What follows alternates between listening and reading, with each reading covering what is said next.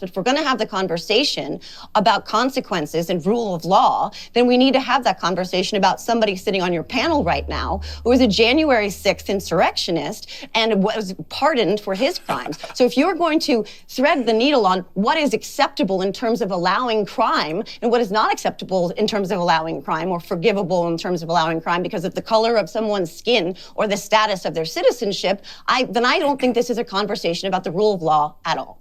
Just to remind people who may not know, what was your crime for which you were convicted on January 6th?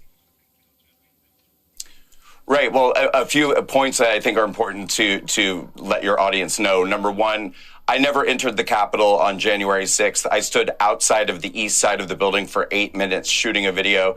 I didn't engage in any violence, vandalism, theft, or destruction, nor did I witness any violence, vandalism, theft, or destruction. Nobody was rioting on the side of the building that I was on. I stood outside of the building for 8 minutes shooting a video of people walking through the open doors of the Capitol, and then I uploaded that video to Twitter. And because of that, 2.5 weeks later, I was raided by the FBI, put in handcuffs and taken to jail and charged with numerous felony charges by the Biden DOJ, and ultimately took a misdemeanor plea deal. I'd love to ask JoJo why she's so traumatized by people who come into our country illegally who get removed, but not so traumatized when people who trespass on the Capitol grounds are raided by the FBI and thrown in jail. Why are those raids not upsetting to you?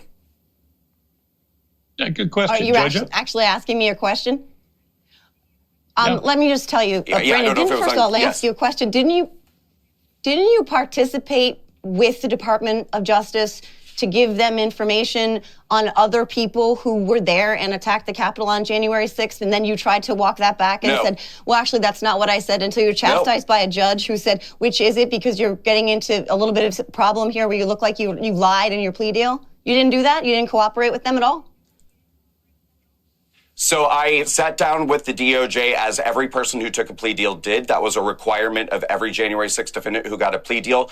The difference is I happen to be somebody who was well known before January 6th. So the media had a vested interest in trying to destroy my name and reputation. So they leaked my documents to the media. But what the documents showed was that nobody that I was asked questions about was ever accused of a crime, charged with a crime, or convicted of a crime. So I think to be able to inform on someone, you need to actually help somebody get charged or convicted. None of the people I was asked questions about were ever charged or convicted with a crime. Interesting. And then a representative of yours was chastised in court for that. Hang on, JoJo. I'm going to move to Geraldo. Yeah, my judge is a lunatic. My judge is a lunatic.